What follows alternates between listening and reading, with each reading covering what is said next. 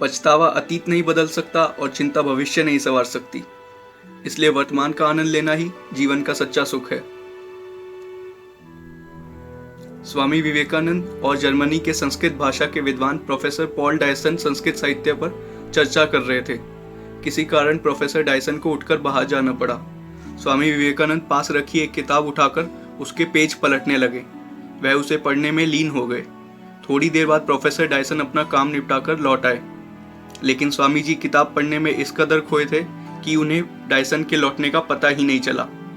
कुछ देर बाद डायसन को लगा कि स्वामी जी उन्हें जानबूझकर नजरअंदाज कर रहे हैं। पूरी किताब पढ़ने के बाद जब स्वामी जी ने अपनी गर्दन उठाई तो डायसन को सामने इंतजार करते हुए पाया।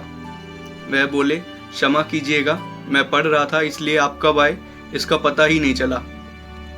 लेकिन डायसन को अभी भी यही लगता रहा कि स्वामी जी ने उन्हें जानबूझकर अनदेखा किया।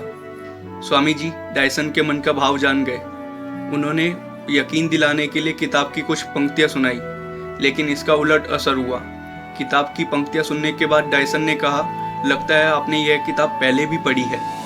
डायसन के इस तरह सोचने का कारण यह था कि 200 पन्नों वाली किताब कोई व्यक्ति इतने कम समय में कैसे पढ़ सकता है। इस पर स्वामी विवेकानंद ने कहा, मिस्टर डायसन, जीवन में सबसे महत्वपूर्ण है फोकस। किसी काम को करने में आपका फोकस जितना ज़्यादा होगा, उसे खत्म करने में उतना ही कम समय लगेगा, या उस काम का परिणाम उतना ही ज़्यादा होगा। हमें भी अपने काम को पूरे फोकस के साथ करना चाहिए।